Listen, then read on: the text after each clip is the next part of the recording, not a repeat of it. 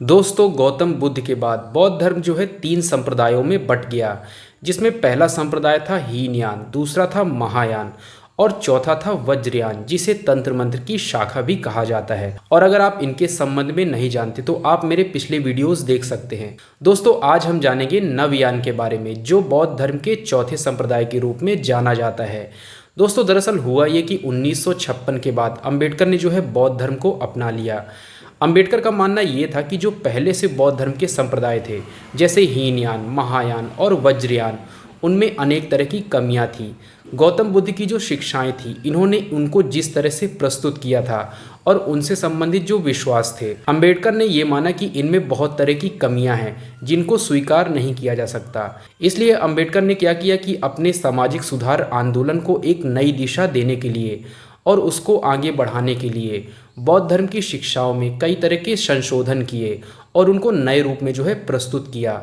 और इन्हीं शिक्षाओं को जो है नवयान संप्रदाय के रूप में जाना जाता है, जिसे भीमयान और अंबेडकरवादी बौद्ध धर्म भी कहा जाता है। तो दोस्तों, भारत देश में आज़ादी के पश्चात बौद्ध धर्म में जो है चौथे संप्रदाय को देखा जाता है, जिसे अंबेडकर ने शुरू किया था। नवयान में दोस्तों उन लोगों को गिना जाता है जिन्होंने किसी भी तरह का जातीय उत्पीड़न सहा है, जिन्होंने अनेक तरह के शोषण, जातीय उत्पीड़न, असमानता और अनेक तरह के शोषण को सहा है। तो उन्होंने क्या किया कि इन सब चीज़ों से तंग आकर उन्होंने हिंदू धर्म को छोड़कर जो है धर्म परिवर्तन कर लिया और उन्होंने बौद्ध धर्म को अपना लिया। तो इस तरह जिन्होंने धर्म परिवर्तन किया वो जो है नवयानी कहलाए। अंबेडकर का मानना ये था कि महात्मा बुद्ध ने जो 4 तरह के आर्य सत्य बताए थे, जिसमें पहला आर्य सत्य तो ये है कि जीवन दुखमय है, दुख का कहीं ना कहीं कोई कारण है और उसका कोई ना कोई निवारण होता है। साथ में जो अनात्म की बात की गई है, यानी आत्मा जैसी कोई चीज़ नहीं होती। तो अंबेडकर का मानना यह है कि ये सब चीज़ें क्या करती हैं कि जीवन में निराशा को लाती हैं। एक तरह से जीवन जो है निराशा की ओर चला जाता है और ये चीज़ें जीवन के उत्साह को ख़त्म कर देती हैं। इसलिए अंबेडकर का मानना ये था कि जो प्राचीन शिक्षाएं हैं उनको जो है आज के समय में नहीं अपनाया जा सकता। अगर जीवन को विकास की दिशा देनी है, जीवन को एक नए उत्साह के साथ जीना है, तो बौद्ध धर्म की शिक्षाओं को नए रूप में प्रस्तुत करने की ज़रूरत है। उन्होंने क्या किया कि नवयान बौद्ध धर्म की जो शिक्षाएं थी उसको उन्होंने जनता के सामने रखा। अंबेडकर का जो मुख्य उद्देश्य था वो ये था कि नवयान के द्वारा लोगों को शिक्षा, समानता और सामाजिक उन्नति का मार्ग दिखाया जाए।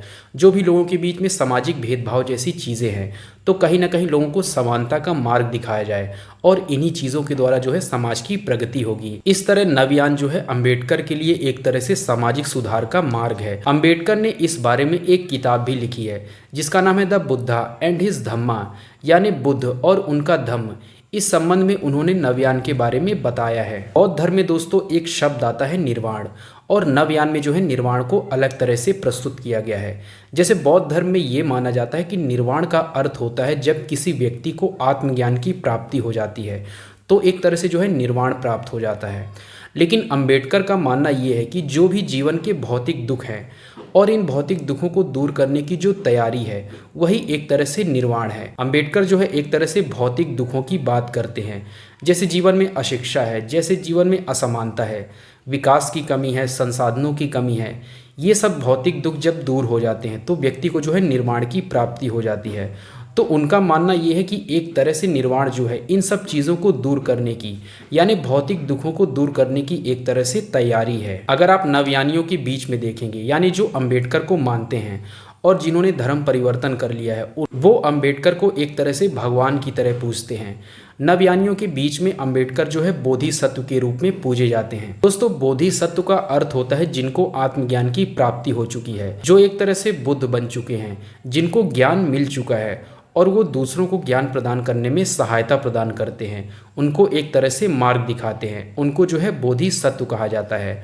और नवयानियों के बीच में अंबेडकर को इसी तरह जो है पूजा जाता है। नवयान में दोस्तों जितने भी बुद्ध के मंदिर होते हैं उनमें कहीं ना कहीं अंबेडकर की जो है प्रतिमा होती है, उनको भगवान बुद्ध के बराबर पूजा जाता है। हालांकि अंबेडकर ने कभी ये नहीं कहा कि मैं कोई भगवान हूँ या मैं महात्मा बुद्ध के बराबर हूँ। उन्होंने कभी भी स्वयं को बुद्ध के बराबर नहीं माना है। उन्होंने तो ये भी कहा है कि नवयान जो है एक तरह से नास्तिक है, यानी नवयान का जो मार्ग है वो किसी भी तरह के ईश्वर में विश्वास नहीं करता। आज के भारत में अगर देखा जाए तो भारत में आज जितने भी बौद्ध हैं उनमें से 90% से ज़्यादा नवयान को मानने वाले बौद्ध हैं जो कभी हिंदू थे और उन्होंने धर्म परिवर्तन कर लिया। इसके बाद जो है वो नवयान बौद्ध धर्म को मानने वाले बन गए। दोस्तों, इस संबंध में हमें कुछ और बातें भी जाननी होंगी। यह तो नवयान का एक तरह से सकारात्मक पक्ष है। दूसरा पक्ष ये है दोस्तों कि आजकल जो है बहुत सारी चीज़ों का गलत इस्तेमाल किया जाता है। आजकल नवयान को ज़बरदस्ती जो है राजनीति से मिलाने की कोशिश होती है।